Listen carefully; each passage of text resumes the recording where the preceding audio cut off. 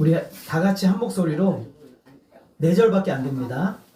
3장 14절에서 17절까지 말씀 우리 같이 한 목소리로 읽겠습니다. 한 목소리로 같이 읽겠습니다. 시작.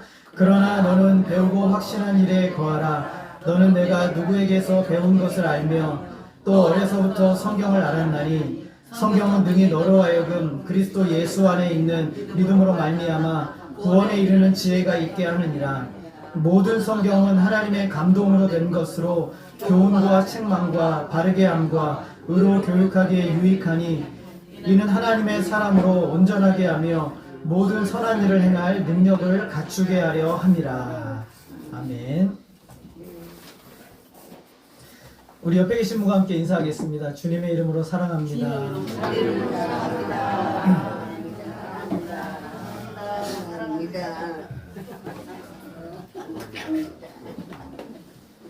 저 여러분이 가지고 있는 이 성경은 참 신비롭고 놀라운 책이죠. 하나님께서 우리에게 주신 가장 귀한 선물입니다. 그래서 하나님은 이 성경이 누구에게나 모든 사람에게 전달되기를 원하셨어요. 그래서 이 성경의 놀라움은요, 우리가 기록된 글이지만 이 글이 실제적으로 우리의 삶에서 우리를 이끌고 삶에서 역사하고 그 삶을 통해서 증거되고 드러나게 된다라는 것이 놀라운 것이죠. 그래서 하나님의 말씀은 그 자체로 하나님이세요. 그러니까 이 말씀을 우리가 별로 그렇게 관심이 없어 하면 나는 하나님에게도 관심이 없다라고 말하는 것과 똑같은 거예요. 그래서 말씀을 여러분 시편이나 이런 데 보면 말씀을 마치 하나님처럼 표현하는 부분이 되게 많이 있거든요. 그러니까 마치 말씀은 하나님인 것처럼 보여지는 거예요. 오늘 우리가 읽은 말씀에 보면 모든 성경은 하나님의 감동으로 되었다라고 말씀하고 있어요. 이것을 좀 간단하게 다른 말로 표현하면 성경은 하나님의 말씀이다 라고 말하는 거예요. 여러분, 성경은 누구의 말씀이라고요? 하나님의 말씀이다 라는 거예요. 한 1000년 동안에 성경을 기록한 사람이 한 41명 정도 되거든요. 이 사람을 통해서 1000년의 기간 넘는 기간 동안에 성경을 기록하게 하셨어요. 여러분, 사람이 다 똑같습니까? 다 다르죠? 언어도 다르고 또 문화적 배경도 다르고 다 다른데 41명이라는 사람을 하나님이 사용하셔서 성경을 기록하게 하셨어요. 그래서 이 성경을 좀 자유롭게 보시는 분들은 성경 안에는 하나님의 말씀도 있고 사람의 말도 있다 라고 했어요. 여러분, 이게 맞습니까? 틀립니까? 틀리죠? 성경은 누구의 말씀이에요? 하나님의 말씀. 여기서 우리가 보면 오늘 말씀의 중요한 구절이 뭐냐? 모든 성경은, 여러분, 모든 성경은 누구의 말씀이에요? 하나님의 말씀이에요. 왜 모든 성경이 하나님의 말씀이냐면 하나님이 저라는 사람을 통해서 성경을 기록하기를 원하셨어요. 그러면 저는 문화적인 특색이 있죠. 제가 말하는 방법도 있고 방식도 있단 말이에요. 그런데 저에게 성령이 역사하셔서 이 말씀을 문화적인 배경도 다르고 환경도 다르지만 하나님이 원하시고 뜻하시는 방법대로 기록하게 하신 거예요. 감동을 주셔서. 그래서 여러분, 어느 날인가 우리가 하나님 앞에 예배드리고 찬양하고 기도하다 보면 마음에 감동이 몰려올 때가 있어요. 찬양이 기억나죠? 말씀이 기억이 난단 말이죠. 누가 이렇게 하시는 거예요? 성령님이 하시는 거예요. 내가 기억해내려고 한 게 아니라 성령님이 나에게 필요한 말씀을 기억하게 하시고 찬양을 기억하게 하시고 경험을 기억하게 하시는 거예요. 성령님이 하시는 거죠. 마치 그렇게 하는 거예요. 그래서 전혀 틀리지 않도록 하나님의 구원을 위해서 하나님이 하시는 일을 위해서 틀리지 않도록 이 성경을 기록하게 하신 거죠. 종교개혁이라는 것이 무엇이냐면 카톨릭이나 로마 카톨릭에서 그들이 성경을 도외시했어요. 그래서 왜 성경을 도외시했냐면 읽을 수가 없는 거예요. 다른 언어로 성경이, 라틴어로 성경이 기록되어 있다 보니까 이 사람들이 성경을 모르는 거예요. 읽을 수가 없어요. 그러면 그걸 누가 전해줘야만 알 수가 있어요? 지금 저 목사님이나 사제들이 알려줘야 되는데 문제는 사제들도 이 성경을 제대로 몰라요. 그래가지고 자기가 원하는 내용들, 그래서 천주교의 전통 이런 것들이, 저를 보세요, 전통 이런 것들이 교회를 잠식하게 되는 거예요. 그래가지고 말도 안 되는 이야기들을 가지고 성도들을 괴롭히고 막 고통스럽게 하고 헌금을 뜯어내고 막 이런 일들을 한 것이죠. 그래서 이것을 개혁하기 위해서 시작된 게 뭐냐면 종교개혁인 거예요. 근데 종교개혁은 뭘 가지고 개혁을 하냐면 따라하겠습니다. 성경을 가지고 개혁한 것을 종교 개혁이라고 하는 거예요. 그래서 우리가 다른 거 다 제껴두고 하나님 말씀하신 대로 돌아가자라는 거예요.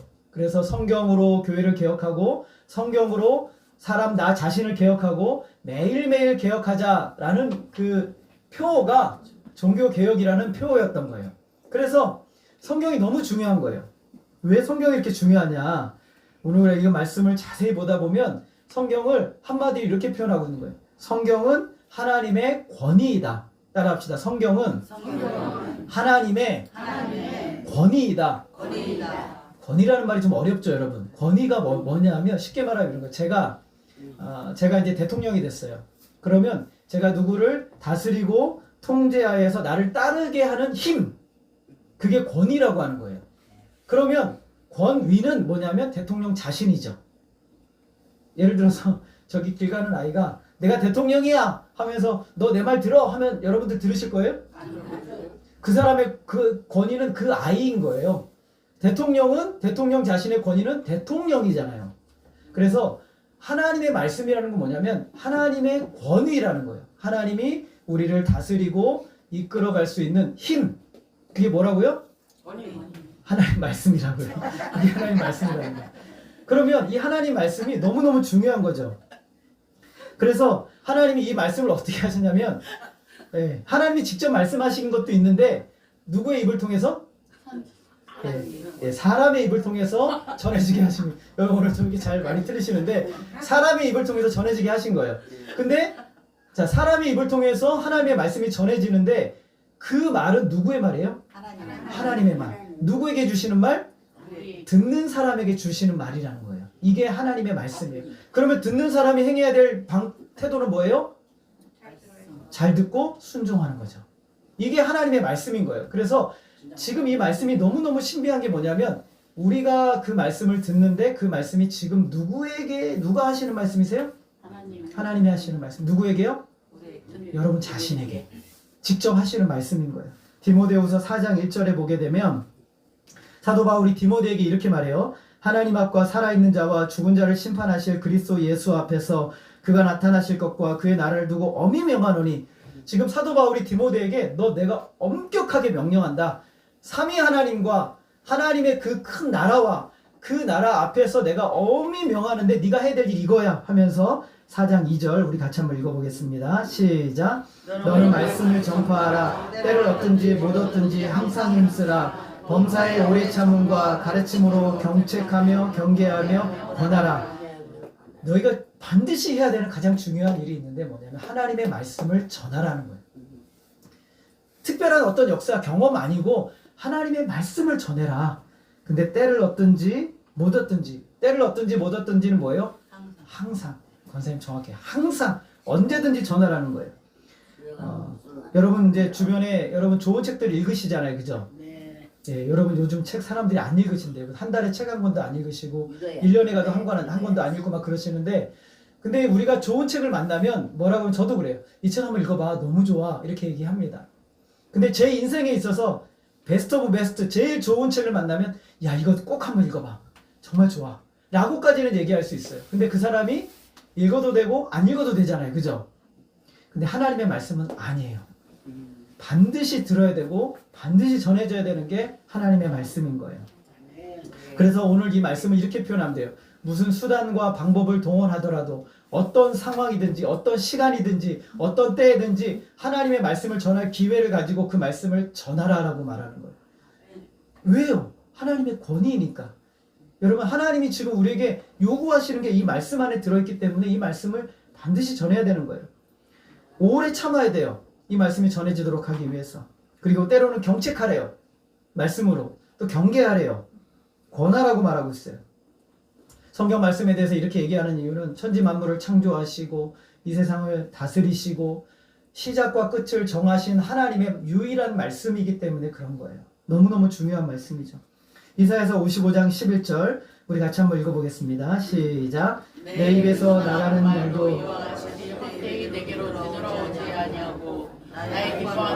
이르며 내가 보낸 일에 형통하느니라. 하나님의 말씀은 나갔다가 허투루 되는 게 없어요. 여러분, 저도 제가 말하면 여러분들이 제 말 안 들을 때가 있잖아요. 그죠? 잘 들으세요? 네, 잘 안 들으시는 것 같더라고요. 제가 말하면 흘려듣기도 하고 대충 듣기도 한단 말이죠. 근데 제가 말한다고 해서 그게 결과적으로 이루어지진 않아요. 예를 들어서 여러분 내일 질병 다 나을 거예요. 이루어질까요? 안 이루어질까요? 안 되거든요. 막 감기 걸리고 더 아플 수도 있어요. 근데 하나님의 말씀은요, 이루어져요. 하나님의 말씀은 그대로 이루어지는 거예요. 하나님이 가장 소중하게 여기는 게 있는데 그러면 하나님의 말씀이, 성경 말씀을 하나님이 가장 소중하게 여기세요. 수천 년 동안에 성경 말씀을 금소로 지정하고 성경 말씀을 불태우고 온갖 방법을 다 동원했는데도 하나님이 이 말씀을 여기까지 여러분의 손에까지 인도에 이끌어 주신 게 하나님이 말씀을 사랑하시기 때문에 그런 거예요. 누구의 말이기 때문에 사랑해요? 하나님 자신의 말씀이기 때문에 너무너무 사랑하는 거예요. 데살로니가 교회 성도들에게 사도 바울이 하나님의 말씀을 전했어요. 그러자 데살로니가 교회 성도들이 그 말을 하나님의 말씀으로 받았어요. 자, 그러면 그 다음이 중요해요. 하나님의 말씀으로 받으니까 무슨 일이 일어났어요? 따라하겠습니다. 말씀의 역사가 일어났다. 하나님의 말씀을 여러분이 들을 때 하나님의 말씀으로 받으니까 그 말씀이 역사로 일어났다. 역사는 사건이 되었다라는 거예요. 그 사건이 이루어졌다는 거예요. 하나님의 말씀이 일하심에 그들의 삶의 현장에서 역사한 거예요. 사건으로 나타나게 된 거죠. 여러분이 들고 있는 성경은 글로 된 하나님의 권위예요. 너무너무 소중한 거예요. 그래서 이 말씀을 여러분 하나님처럼 여기는 거예요. 우리는 이 말씀을. 그러므로 우리가 이렇게 여기는 이유는 하나님의 말씀이 진리이기 때문에 그래요. 여러분, 하나님의 말씀이 뭐라고요? 진리라는 거예요. 앞에서는 하나님의 말씀은 하나님의 권위라고 했죠. 이번에는 그 권위라는 개념이 뭐냐면 하나님의 말씀은 진리라는 거예요. 여러분, 진리가 뭐예요? 틀리지 않아요. 틀린 게 없어요. 모두가 다 시대가 4,000년 전이든 5,000년 전이든 1,000년 전이든 어제든 내일이든 모레든 언제든지 이 말씀은 언제나 참이라는 거예요. 언제나 참이라는 거예요. 여러분 믿으십니까? 하나님의 말씀은 언제나 참이에요. 여러분의 삶에서도 마찬가지고 세상의 책도 진리를 담고 있어요. 일정 부분. 그런데 그 책 전체를 다 진리라고 말하진 않아요. 그죠? 그러나 성경은 전체가 다 뭐예요? 진리예요. 진리란 말이죠. 모두가 다 사실이에요. 디모데후서 2장 15절 우리 같이 한번 읽어보겠습니다. 시작. 너는 진리의 말씀을 옳게 분별하여 부끄러울 것이 없는 일꾼으로 인정된 자로 자신을 하나님 앞에 드리기를 힘쓰라. 오늘 하나님께서 교회 리더들에게 그리고 누군가를 인도하는 사람들에게 요구하시는 첫 번째 가장 중요한 기준이 있어요. 그게 뭐냐면 말씀을 옳게 분별하라 라는 거예요. 누구의 말씀이에요? 하나님의 말씀을 옳게 분별하라. 그래서 이 말씀을 분별해서 부끄러울 것이 없는 일꾼으로 너 자신을 하나님께 드려라. 이게 첫 번째 하나님 요구하시는 리더의 기준이에요. 그러니까 여러분 직분자가 되고 여러분이 안수 집사님이 되고 한 것에 있어서 하나님이 여러분에게 요구하시는 첫 번째 기준은 뭐냐면 말씀을 옳게 분별해서 여러분의 삶에 가지고 살아가야 되는 거예요. 이게 첫 번째 기준이에요. 이거를 도외시하고 어디 가서 신비로운 어떤 역사를 보고 어디 가서 놀라운 어떤 경험을 하고 이거는요 하나님이 원하시는 첫 번째 기준이 아니에요. 첫 번째 기준은 진리의 말씀을 옳게 분별해서 가르치는 거예요. 성경을 끊임없이 가르칠 수 있도록 여러분 자신을 계속 훈련하고 말씀으로 여러분을 다듬어야 돼요. 한국교회의 심각한 문제 중에 하나는 뭐냐면 성경을 가르칠 사람이 없다는 거예요. 옛날에 여러분 기억나세요? 우리 어렸을 때만 해도 안수 집사님, 장로님 되시면, 권사님 되시면 뭘 해야 돼요? 성경을 가르쳐야 돼요. 성경을 가르칠 수 있는 능력이 있어요. 그를 소유해야 된단 말이죠. 그런데 한국교회의 가장 심각한 문제는요, 성경을 가르칠 사람이 없어요. 성경 교사가 없는 거예요. 목사님이 해야 되는데, 죄송합니다. 신학교에서도 성경을 안 가르쳐요. 성경을 안 가르쳐요. 신학을 가르치지. 그러니까 성경에 대해서 너무 무지한 거예요. 우리 교회에 자랑을 한번 좀 하겠습니다. 우리 교회가 참 자랑스러운 이유 중에 하나는 우리는 눈만 뜨고 교회 오면 뭐 가르쳐요? 성경을 가르치잖아요. 성경을 가르쳐요. 이게 하나님이 첫 번째로 하라고 하신 우리에게 주신 의무예요. 이거를 놓쳐서는 안 된다는 것이죠. 매달 좋은 행사도 하고 바쁘게 움직이는 거 좋아요. 여러분 목회자들끼리 모이면 자주 하는 얘기, 죄송합니다 여러분. 우리 교회니까 얘기해 주는 거예요. 다른 교회 가면 얘기 안 해줘요. 목사님들끼리 그런 얘기하는데 제가 큰 교회 목사님들 하는 얘기를 귀에서 쫑긋 들어봤어요. 아주 기가 막힌 얘기를 하세요. 여러분 상처받지 마세요. 쉴 틈 주지 말고 교회를 돌려라. 성도들 불만과 원망하지 않도록 교회 돌려라. 이게 큰 교회들이 하는 거예요. 성경을 안 가르쳐요. 가르칠 수가 없는 거예요. 성경을 가르쳐야 우리의 영이 살고, 성경을 배워야 우리의 내면의 이성이 작동을 하고, 하나님의 말씀이 우리 안에 들어와 야 살 힘을 얻는 거예요. 이게 성령이 우리 가운데 역사하시는 방법인 거죠. 그러므로 가장 우선적으로 해야 될 것은 진리의 말씀인 이 성경을 잘 분별해서 전하고 가르치고 권면하고 세워나가는 일이에요. 이것이 가장 중요해요. 이것을 버리면 교사로서 또 교육자로서 직분자로서 할 일을 망각하고 있는 거죠. 성도들은 계속 말씀을 배우고 말씀으로 삶을 살아가야 돼요. 여러분 성경 언제까지 배워요? 우리 새가족반 우리 아침 일찍 와서 하시는 분들이 저한테 한 번씩 가끔 그런 얘기, 언제까지 목사님 이거 해요? 예, 따라하겠습니다. 죽을 때까지. 죽을 때까지. 예, 주님 오시는 그날까지 말씀 배우는 거예요. 말씀 배워도 더 배워야 돼요. 그러므로 이 말씀을 배우는 목적이 뭐예요?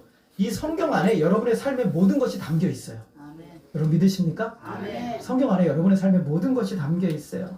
바울은 성경 말씀의 사역자들을 교회를 인도하게 하기 위해서 모든 것을 다 갖출 수 있도록 충분하다고 말씀해요. 성경 안에 충분히 다 있어요.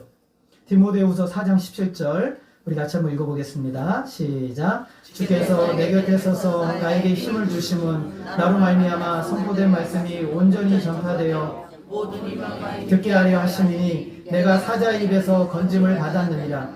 바울이 복음을 전하는데 막는 자들이 있어요. 유대인들이. 그래서 그 사람들을 뭐라고 표현하냐면 따라하겠습니다. 사자. 네, 호랑이 말고 사자.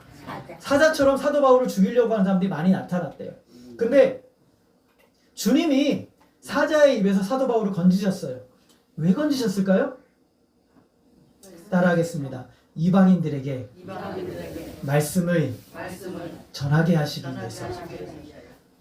그를 구원하시고 건지신 목적이 뭐냐면 너 이방인 한 명이라도 말씀 전해. 그걸 위해서 건져주신 거예요. 여러분들에게 하나님이 구원의 역사를 이루시고 때로는 어려운 가운데 여러분 건져주시고 여러분을 힘을 주시고 용기를 주시는 목적이 있어요. 한 영혼이라도 여러분의 입술을 통해서 말씀이 전해지도록 하기 위함인 거예요. 한 영혼이라도. 그게 하나님이 원하시는 거예요. 요즘 자신의 귀를 즐겁게 해주고 즐겁게 해주는 목회자들이 죄송합니다. 좀 있어요. 그래서 그런 교회 가면 재밌어요. 막 유머도 하고 예화도 많이 들고 이런 얘기들 많이 하시는 분들이 있단 말이죠. 좋아요. 재밌죠. 즐겁죠. 그런데 정작 들어야 될 하나님 말씀을 듣지 못하면 여러분의 인생에 재앙이 오기 시작하는 거예요. 하나님의 말씀을 통해서 축복의 역사가 일어나요. 하나님의 말씀을 통해서 여러분의 영이 사는 거예요. 그리고 여러분의 인생의 문제에서 말씀이 주시는 해답을 얻게 되는 거예요. 그런데 그 말씀을 보지 않고 세상에서 누가 이런 말 했더라, 저기서 이런 경험했더라, 이런 얘기는 우리에게 힘이 없어요. 하나님은 말씀을 가르치라고 그랬지 인생의 경험 가르치라고 한 적이 없단 말이죠. 성경은 저와 여러분의 삶의 모든 것에 필요를 줄 수 있습니다. 여러분 믿으십니까?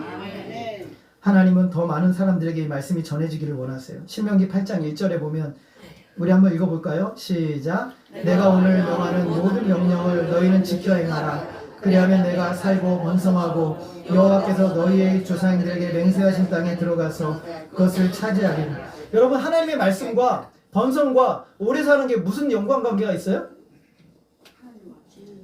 하나님의 말씀이 결과를 이루기 때문에 그래요.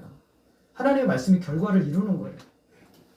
하나님이 여러분에게 말씀을 통해 순종하라고 하면 순종의 결과를 주시겠다는 거예요. 하나님의 말씀이 오늘 여러분에게 말씀에 복종하라고 하시면 복종의 결과를 주시겠다는 거예요. 여러분 그 말씀을 믿으세요. 오늘 그 말씀이 여러분 안에 들려져서 하나님을 찬양하라면 찬양의 결과를 주시겠다는 거예요. 하나님을 높이라고 그러면 높임의 결과를 주시겠다는 거예요. 그게 하나님 말씀이에요. 그래서 하나님의 말씀을 순종하고 따르고 내 입에서 나가는 말씀을 따르면 너희가 번성하고 잘되고 오래 살 것이다 라고 약속하셨어요. 근데 이스라엘 백성들을 무시해버렸어요. 하나님의 말씀 가르치질 않았어요. 망했죠. 망했단 말이죠. 이스라엘 백성들 하나님이 광야 40년을 걷게 하신 목적을 뭐라고 하시냐면 너희들이 따라하겠습니다. 내 말에 순종하나 순종하지 않는지 보려함이라. 여러분 왜 인생의 광야를 만났어요? 하나님 말씀에 순종하는지 순종하지 않는지 보기 위해서 그러시는 거예요. 인생의 광야는 그렇게 주신 거예요. 그들이 죽고 사는 문제가 하나님 말씀에 달려 있어요. 신명기 8장 3절 우리 같이 한번 읽겠습니다. 시작. 사람이 떡으로만 사는 것이 아니요 여호와 입에서 나오는 모든 말씀으로 사는 줄을 알게 하려 하십니다.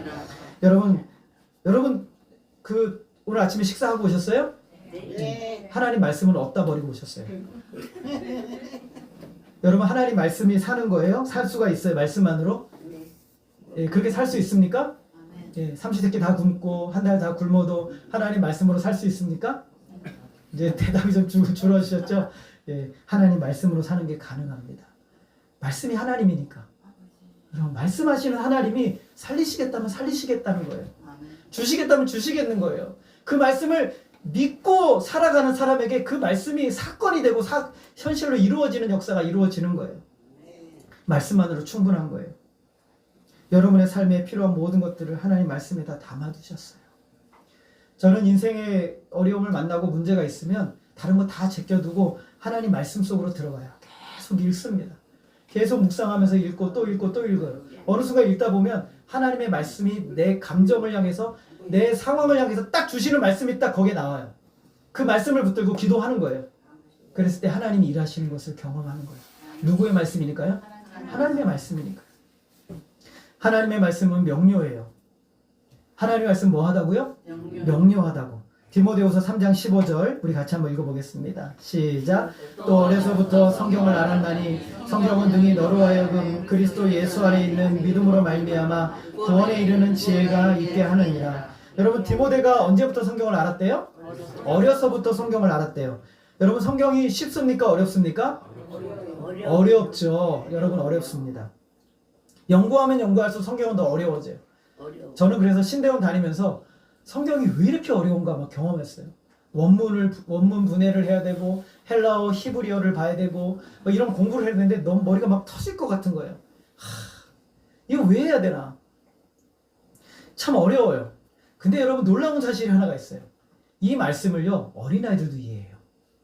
그렇죠? 우리 주일학교 아이들 보면 전사님을 통해서 성경 각권 강의를 지금도 하시는 분이 그렇게 듣고 있어요. 근데 이 아이들이요 성경을 알아요. 예전에는요 역대기 열왕들의 왕들의 이름을 다 줄줄줄 외웠어요. 애들이 그 남유다 북이스라엘 왕들을 줄줄줄 외웠단 말이죠. 사도행전에 나오는 1차, 2차, 3차, 4차 전도 여행을 줄줄줄 외웠어요. 그 지역이 어딘지 한 번도 못 가봤는데 애들이 다 외운단 말이죠. 근데 그러면서 애들이 말씀을 이해를 해요. 그리고 말씀을 적용을 한단 말이죠. 이렇게 살아야 된다고 안단 말이죠. 하나님의 말씀은요 어떤 사람에게는 어렵기도 하지만 말씀을 알고자 하는 자에게 하나님이 열어서 밝혀서 깨닫게 하시는 역사가 일어나는 거예요. 말씀을 읽고 배우고 따르고자 하는 역사가 일어나요. 그래서 베드로후서 이제 절 보세요. 베드로후서 1장 9절에 보면 이 말씀을 뭐라고 말하냐면 따라하겠습니다. 어두운 데를 비추는 등불이다. 여러분 영혼이 어둡습니까? 여러분 영혼이 고통스럽습니까? 그걸 비추는 빛이 뭐냐면 하나님의 말씀이에요. 어두운 데를 비추는 등불이 하나님의 말씀이라는 거예요. 그 사람이 공부를 했건 그 사람이 공부를 못했건 어른이건 어린아이이건 누구라도 이 말씀을 통해서 그 마음의 어둠이 밝혀지도록 하나님이 주신 게 말씀이에요. 시편 119편 105절 우리 같이 한번 읽어보겠습니다. 시작. 주의 말씀은 내 발의 등이요 내 길의 빛이니이다. 여기서 보면은 이 등, 빛 둘 다 다른 단어로 쓰였어요. 헬라어로 보면은 우리 니오 조명이 이런데 처음에 등이라는 것은 히브리어로 니르라고 해요. 니르라는 단어는 여러분 성수에 보면은 세 가지 기물이 있죠. 그 중에 등잔대가 있어요. 등잔대의 그 원래 그 기호가 똑같은 단어예요. 자, 그럼 등잔대는 누가 불을 켜요? 등잔대 여러분 등불을 누가 켜요? 사람이 켜잖아요. 사람이 켠단 말이죠. 성소에 들어가면요 빛이 하나도 없어요. 사방을 다 막아놔서 몇 겹으로 딱 막아놨어요. 빛이 하나도 없단 말이에요. 제사장이 이스라엘 백성 대표해서 하나님을 섬기려면 뭐가 있어야 돼요? 빛이 있어야 되잖아요. 성소의 유일한 빛이 뭐냐면 등잔대란 말이죠. 하나님 앞에서 영적인 일을 감당하도록 하기 위해서 그 등잔대의 등을 항상 키우더라고 했어요. 항상. 그래야지만 이스라엘 백성들을 위해서 일할 수 있어요. 그게 니르예요. 니르. 그 다음에 빛이라는 것은 히브리어로 오르라고 해요. 오르는 햇빛과 같은 우리가 비추는 빛이 아니라 자연적으로 오는 빛. 이 빛이란 말이죠. 요즘 아침 저녁으로 날이 밝아서 우리는 뭐 그런 거 모르지만 옛날에는요 햇빛이 없고 달빛이 없으면 움직일 수가 없어요. 그 빛을 오르라고 하는 거예요. 자, 그럼 보세요. 주의 말씀은 내 발의 등이에요. 그러면 이 발은 하나님의 말씀을 영적인 일을 하기 위해서 제사장들을 비추는 빛이란 말이죠. 등은 또 내 길의 빛이라고 말하고 있어요. 우리의 삶의 길을 갈 수 있도록 빛을 비춰주는 것이 뭐라는 거예요? 하나님의 말씀이다 라는 거예요.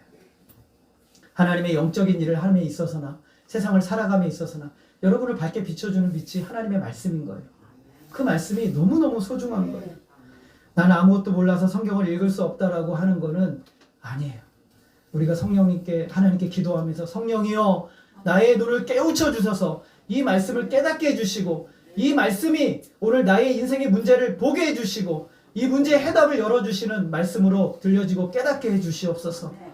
기도하고 하나님 말씀으로 나아갈 때 성령께서 밝혀주시는 역사가 일어나는 거예요. 명료하게. 그러므로 이 말씀은 우리에게 절대적으로 중요하다고 하는 거예요. 말씀은 절대적으로 중요해요, 여러분.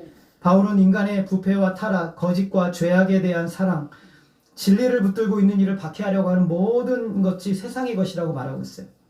마귀는요, 우리를 뭘 막냐면 너 죄인이야 라는 걸 막았어요. 죄인이라고 안 해요. 너 잠깐 정서적으로 문제 있는 거야 라고 말한단 말이죠. 성경은 뭐라고 말해요? 인간은 죄인이다 라고 말하고 있어요. 아무도 죄인이 아닌 사람이 없다라고 말해요. 성경을 들어야만 내가 죄인이라는 걸 깨달아요. 성경을 붙들어야만 내가 오늘 지었던 죄를 보게 되는 거예요. 성경 안에서 나의 교만하고 이기적이고 자기중심적인 생각들이 성경 안에서 보여지는 거예요. 그리고 그것을 버릴 수 있는 힘을 얻게 되는 거예요.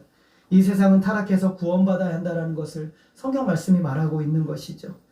여러분 세상 앞으로 좋아질까요? 아니요. 더 안 좋아질 거예요. 세상은 더 안 좋아질 거예요. 심판과 같은 것은 세상 끝에 없을까요? 반드시 있을 거예요. 우리 주님이 오셔서 세상을 심판하실 거예요. 세상의 끝이 옵니다. 이 세상은 지상낙원을 만들려고 사람들이 많이 노력을 하고 있어요. 첨단 기술에 의존하고 최상의 의료 기술에 의존하려고 합니다. 돈을 벌기 위해서는 세상의 방법을 따라가야 되고 아름답게 사는 삶의 모습, 세상에서 즐기고 행복하게 살고자 합니다. 제가 호스피스 병원에 가보면 매일매일 새로운 사람들이 돌아와요. 이 사람 다 암에 걸려서 들어오시는 분들이거든요. 근데 한 분 제가 제 나이 또래 저랑 동갑이었던 목사님 아들이었는데 한 번 말씀드렸을 거예요. 이분이 평생을 그냥 자기 마음대로 살았어요. 즐기는 원하는 대로 그냥 저기 가서 뭐 이렇게 뭐 산악동아리 들어가지고 막 거기 암벽도 타고 그 다음에 온갖 운동을 안 한 게 없더라고요. 막 즐거움 살았어요. 자기가 고등학교 졸업하면 아버지한테 그랬대요. 아버지가 이름만 들어도 큰 교회 목사님이세요. 아버지의 이중적인 모습을 보고 아빠 내가 고등학교만 졸업하면 나는 교회 안 나가 그렇게 얘기를 한 거예요. 그리고 나서 진짜 교회를 안 나가고 온 세상을 돌면서 자기가 막 되게 똑똑해요. 공부도 많이 했어요.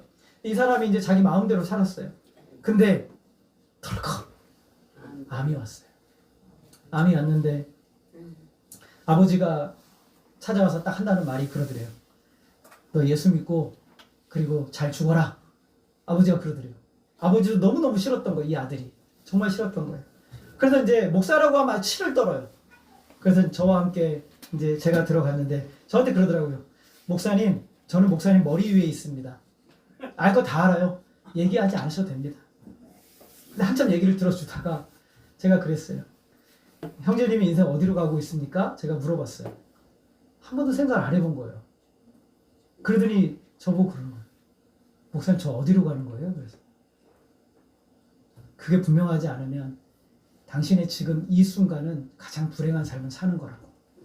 여러분이 어디로 가는지를 모르면 여러분의 지금 이 순간은 가장 불행한 삶을 사는 거예요.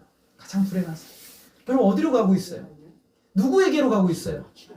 하나님께로 가고 있어야 되잖아요. 그게 없으면 여러분 불행한 거예요. 그 질문 앞에서 이 사람이 인생이 무너지기 시작하더라고요. 그리고 저와 한 3주 정도 만나면서 다시 복음을 듣고 마지막에 그 친구가 그런 얘기를 하더라고요. 목사님, 제가 한 번도 진짜 태어나서 억지로 내본 적은 있지만 한 번도 자원함으로 헌금을 해본 적이 없대요. 그리고 5만 원짜리를 자기가 가지고 있는 전부래 5만 원짜리를 딱 꺼내서 목사님, 제가 진짜 진심으로 하나님께 헌금합니다. 저는 하나님께로 가고 이 돈은 주님의 나라 위에 쓰임받도록 해주세요. 그렇게 얘기를 했어요. 여러분 인생 어디로 가고 있습니까? 여러분 어디로 가고 있어요? 이 세상에 지상낙원을 만들어도 그들은 비참한 인생 사는 거죠. 성경은 말하고 있어요. 그리스도 안에서 생명을 보지 못하는 인생은 아무 의미 없는 삶을 살아가고 있어요. 그래서 하나님이 성경을 주신 거예요. 절대적으로 필요하죠. 이 말씀은 저와 여러분에게 절대적으로 필요해요. 적대적인 환경을 살아가고 있어요. 거짓된 가르침과 우리를 고통스럽게 하는 죄악과 수많은 문제들이 우리를 뒤집고 있단 말이죠. 부패함과 악함이 있어요. 어떻게 살아야 돼요? 하나님 말씀으로 살아야 돼요. 하나님 말씀으로 붙들어야 돼요. 지금 저와 여러분에게 가장 필요한 것이 하나님 말씀이에요. 제가 분명히 말할게요. 여러분의 인생의 문제에서 지금 제일 필요한 게 하나님 말씀이에요. 아멘. 그 말씀 붙드세요. 말씀이 여러분의 길을 제시하고 삶의 목적을 주고 여러분 인생의 문제에 해답을 주실 거예요. 성경 말씀은요. 그래서 하나님의 구원인 그리스도 안에서 하나가 되는 거예요. 어디서 하나가 돼요? 그리스도 안에서 하나가 돼요. 예수 그리스도 안에서 하나가 돼요. 성경이 오랜 세월 동안 많은 사람들을 위해 쓰여지긴 했는데 성령의 영감으로 됐는데 메시지가 하나예요. 주제가 하나란 말이죠. 따라하겠습니다. 하나님의 구원하심. 이게 주제예요. 성경 전체 창세기부터 요한계시록까지 주제가 딱 그거예요. 하나님의 구원하심. 이스라엘 백성들을 그들을 구원해서 하나님의 백성 삼으시고 또 백성들을 대적에서 구원하셔서 하나님의 백성으로 잡아주시고 그 구원은 다 그림자인데 나중에 예수님이 오셔서 자신의 백성들을 다 모아 구원하셔서 영원한 하나님 나라 들어가게 하는 것이 성경의 이야기예요. 성경의 이야기. 구약 성경을 지금 그래서 사도 바울은 성경의 주제가 뭐예요? 라고 하면서 이렇게 말하고 있어요. 우리 한번 따라가겠습니다. 그리스도 예수 안에 있는 믿음으로 말미암는 구원. 그래서 디모데후서 3장 15절에 보면 그리스도 예수 안에 있는 믿음으로 말미암는 구원. 이것이 성경 전체의 이야기예요. 이것이 성경 전체 이야기예요. 바울이 디모데후서를 통해 선포한 구약 말씀은 구약 성경이에요. 구약 성경을 읽을 때 제일 중요한 게 누구예요? 예수 그리스도. 예수 그리스도를 발견하는 거예요. 예수 그리스도 안에 있는 믿음으로 말미암는 구원을 볼 수가 있어야 되는 거예요. 구약을 어떻게 해석하고 적용합니까? 예수 그리스도를 통해서 해석하고 적용하는 거예요. 예수님께서도 이렇게 말씀하셨어요. 요한복음 5장 39절 우리 같이 한번 읽어보겠습니다. 시작. 너희가 성경에서 영생을 얻는 줄 생각하고 성경을 연구하거니와 이 성경이 곧 내게 대하여 증언하는 것이니라. 여러분 이 지금 예수님 오셨을 때 바리새인들 서기관들이 구원이 너무 중요해서 영생을 얻고 싶었어요. 왜냐하면 구약에서 얘기를 하니까. 그래서 연구를 했어요. 구약 성경을 연구했는데 아무리 찾아도 이게 누군지를 모르겠는 거예요. 근데 그분들 앞에 지금 누가 계신 거예요? 영생이 계셨어요. 그분들 앞에 영생이. 너희들이 구약 성경을 읽고 열심히 연구하고 찾는데 너희들 앞에 내가 있다. 이게 다 나에 대한 얘기다. 여러분의 인생의 문제에 헤매이고 방황하는데 도대체 어떻게 이 문제를 해결해요? 돈도 없고 사람도 문제가 있고 관계도 해결 안 되고 늘 답답한데 예수님 말씀하세요. 야, 내가 네 앞에 있다. 내가 네 앞에 있다. 문제의 해결자가 여기 계시다는 거예요. 그게 바로 성경이 우리에게 알려주는 중요한 진리예요. 문제 해결자가 여러분 앞에 있다라는 거예요. 예수님 당시 바리새인들 종교 지도자들은 구약 성경을 영생을 얻는다고 열심히 탐구했어요. 막 모세오경을 달달달 외웠단 말이죠. 누구 대통령 사모님만 외우는 게 아니라 바리새인들이 진짜 외웠어요. 그 사람은 진짜 외웠어요. 놀랍게도 그들은 구약 성경이 예수님을 증언한다는 사실을 발견하지 못했어요. 성경은 예수님만이 유일한 구원자라고 말씀하세요. 성경은 처음부터 끝까지 예수 그리스도에 대해서 말씀하고 있어요. 예수님을 중심으로 하고 있어요. 베드로는 성경의 메시지를 이렇게 말합니다. 우리 한번 따라할까요? 우리 주 예수 그리스도를 아는 것. 성경의 메시지가 뭐예요? 예수 그리스도를 아는 거예요. 여러분 성경을 공부할 때 누구를 알아야 돼요? 예수님을 알아야 돼요. 예수 그리스도를 아는 것으로 은혜와 평강이 여러분에게 임하게 돼요. 예수 그리스도를 알므로 신기한 능력과 생명과 경건에 속한 것들을 우리에게 다 주셨다고 말해요. 요한복음 1장 14절 우리 같이 한번 읽겠습니다. 시작. 말씀이 육신이 되어 우리 가운데 거하심에 우리가 그의 영광을 보니 아버지의 독생자의 영광이요 은혜와 진리가 충만하더라. 말씀이 육신이 됐어요. 누구 얘기하는 거예요? 예수님. 진리가 예수님이에요, 여러분. 진리가 누구라고요?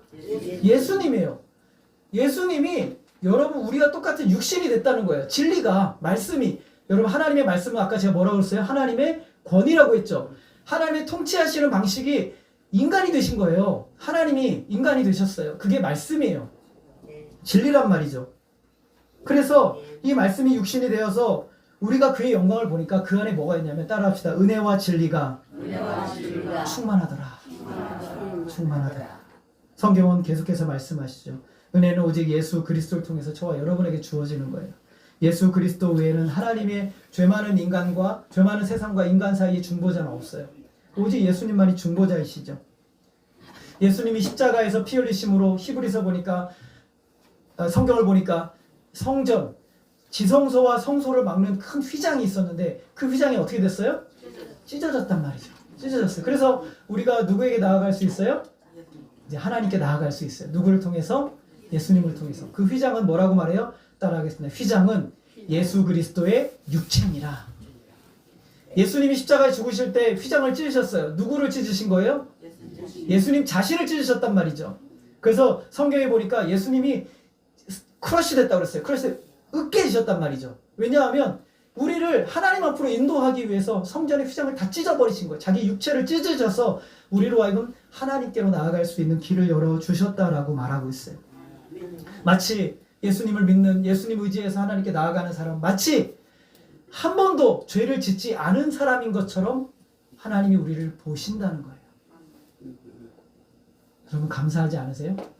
하나님이 저와를 볼 때 단 한 번도 죄를 짓지 않은 사람인 것처럼 우리를 보신다는 거예요. 그래서 사도 바울이 말합니다. 갈라디아서 6장 14절에 보면 그러나 내게는 우리 주 예수 그리스도의 십자가 외에는 결코 자랑할 것이 없으니 내 자랑거리는 그거밖에 없어요. 하나님이 나를 예수님의 십자가를 통해서 인도하셨다. 이거밖에 자랑거리가 없는 거예요. 다른 것들과 비교할 수 없을 정도로 다른 것들을 다 합쳐도 모자랄 정도로 다른 모든 것을 다 잃어버려도 주님의 십자가 사건은 나의 전부다라고 말하는 거예요. 그래서 예수님께서 말씀하세요. 따라하겠습니다. 나는 길이요, 진리요, 생명이니 나로 말미암지 않고는 아버지께로 올 자가 없느니라. 여기서 길이요, 진리요, 생명이니는요. 히브리어 원문에 보면 정관사가 붙어 있어요. 정관사가 붙어 있다는 것은 뭐냐면 유일하다는 거예요. 나는 유일한 길이요, 나는 유일한 진리요, 유일한 생명이다. 여러분 생명을 누리고 싶으시죠? 예수님 안에 있어요. 진리를 누리고 싶으시죠? 예수님 안에 있어요. 여러분의 인생의 길을 보고 싶으시죠? 예수님 안에 있어요. 유일한 길이요, 유일한 진리요, 유일한 생명이 예수님이다라는 거예요. 모든 성경이 우리가 뭐를 말하고 있어요? 바로 이 사실을 성경이 얘기하고 있다는 거예요. 예수님이 우리의 길이요, 진리요, 생명이 되신다는 것을 성경이 얘기하고 있어요. 여러분의 미래와 소망과 영원한 하나님 나라까지 모두 다 예수님 안에 담아두셨다라고 성경이 이야기를 하고 있어요. 여기서 예수님을 인생의 전부로 살고 사는 사람이 가장 행복한 거예요. 여러분 돈 많이 벌어도 행복한 게 아니에요. 여러분이 가지고 있는 것 다 가졌다고 행복한 게 아니에요. 예수님을 소유한 사람이 제일 행복한 사람인 거예요. 여러분 행복하세요? 별로 안 행복하시죠? 하도 힘들어가지고 예수님이 있는 사람이 가장 행복한 사람이에요. 여러분의 인생이 절대 망할 수가 없어요. 여러분의 인생이 절대 망할 수 없어요. 예수님이 여러분 붙들고 계시니까. 그래서 이 말씀은 실제로 우리의 삶의 역사예요. 따라하겠습니다. 말씀은 우리 삶에 역사한다. 16절을 보면 이렇게 말하고 있어요. 교훈과 책망과 바르게 함과 의로 교육하기에 유익하다고 말하고 있어요. 17절 같이 읽습니다. 시작. 하나님의 사랑으로 온전하게 하며 모든 선한 일을 행할 능력을 갖추게 하려 함이라. 여러분 여기에 다 들어있어요. 성경이 여러분 모든 것을 인도한다라고 말하고 있어요. 어떻게 성경이 우리를 하나님의 사람답게 만들어줍니까? 성경이 여러분을 교훈해요. 열어보세요. 성경이 여러분을 교훈합니다. 교훈한다 가르친다는 것이죠. 그리고 성경이 여러분을 어떻게 하냐면 때로는 책망해요. 자 그러면 절 보세요. 절 보세요. 권판순 권사님 절 보세요. 성경이 여러분을 책망하는데 성경을 안 보면 여러분을 향한 책망을 들을 수가 있어요? 없어요? 없어요. 성경이 여러분을 바르게 교훈합니다. 바른 길로 인도해요. 성경을 안 보면 바른 길로 들어설 수가 있어요? 없어요. 성경이 여러분을 바른 길로 인도하세요. 성경이 여러분을 하나님의 사람을 온전하게 만들어요. 성경을 안 보면 그렇게 할 수 있어요? 할 수 없단 말이죠. 하나님의 말씀이 여러분을 그렇게 온전하게 하는 거예요. 하나님의 말씀하신 것을 막거나 방해할 것 아무것도 없어요. 하나님 반드시 그 말씀하신 대로 여러분의 삶에서 이루세요. 말씀하신 대로 이루세요. 그게 사건이 되는 거예요.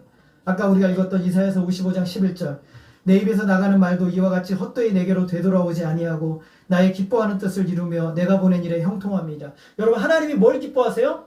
말씀. 그게 하나님이 기뻐하시는 뜻이에요. 여러분, 이 성경이요, 하나님이 기뻐하시는 뜻이에요. 이 말씀을 모르면 하나님이 뭘 기뻐하시는지 몰라요. 감정적으로가 아닌 거예요. 하나님 말씀을 붙들어야 되는 것이죠. 말씀을 사랑하는 것은 하나님을 사랑하는 거예요. 말씀을 사랑하는 건 누구 사랑하는 거라고요? 하나님 사랑하는 거예요. 말씀을 따르는 것은 누구를 따르는 거예요? 말씀을 순종하는 것은 누구를 순종하는 겁니까? 하나님을 순종하는 거예요. 말씀을 의지하는 것은 누구를 의지하는 거예요? 하나님을 의지하는 거예요. 신명기 4장 2절에 보면 우리 한번 읽어보겠습니다. 시작. 내가 너희에게 명령하는 말을 너희는 가감하지 말고 내가 너희에게 내리는 너희 하나님의 명령을 지키라. 하나님께서 말씀하세요. 너 더하지도 말고 빼지도 마. 이게 무슨 말씀이에요? 이 말씀 완전하다는 거예요. 더하지 말어. 빼지도 말어. 이 말씀 그대로 붙들고 살아. 이렇게 말씀하시는 거예요. 틀리거나 부족하지 않아요. 성경의 마지막 책이 무슨 책이에요? 요한계시록 22장 18절.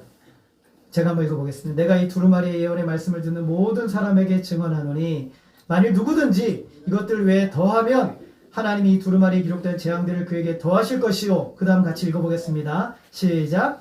누구든지 두루마리의 예언의 말씀에서 제하여 버리면 하나님이 이 두루마리에 기록된 생명나무와 및 거룩한 성의 천묘함을 제하여 버리시라. 하나님 말씀에 대한 태도가 심판과 축복에 대한 것으로 갈린다라는 거예요. 하나님 말씀에 대한 태도가 그러하다는 것이죠. 하나님이 주신 선물이 하나님 말씀 안에 담겨 있어요. 말씀 안에 복을 담아주셨고 하나님의 교회라면, 주님의 교회라면 하나님의 말씀을 붙들고 살아가야 되는 것이죠. 성경 말씀에 등하시하는 것은 여러분의 신앙을 부정하는 거예요. 우리가 예수를 믿고 성령이 여러분에 내주하신 다음에 성령이 여러분을 가장 강하게 몰아가시는 방법이 있는데 하나님 말씀 속으로 들어가게 하시는 거예요. 하나님의 음성을 들어야 될 거 아니에요. 하나님의 말씀을 들어야 될 거 아니에요. 하나님 말씀 안에 다 담아두셨어요. 오늘의 삶을 위한 하나님의 말씀, 오늘 밤 하루를 마감하기 위한 하나님의 말씀, 오늘 하루를 순간순간 살아내기 위한 하나님의 말씀을 오늘 여기 다 담아두셨어요. 이 말씀을 사랑하시기를 바랍니다. 말씀을 따르는 길이 진리의 길이며 생명의 길이며 하나님의 사건을 경험하는 유일한 길임을 믿으시기를 바랍니다. 오늘 종교개혁의 역사는 이 말씀으로 돌아가자는 거예요. 여러분, 이 말씀으로 다시 돌아가세요. 다시 말씀을 붙드세요. 그 말씀을 배우시고 이 말씀을 가르치시고 말씀이 들려지는 곳은 어디든지 사모하세요. 말씀이 선포되는 곳에 어디든지 사모하세요. 언제 성령께서 그 말씀을 통해서 여러분을 뒤집어 엎으실지는 아무도 모른단 말이죠.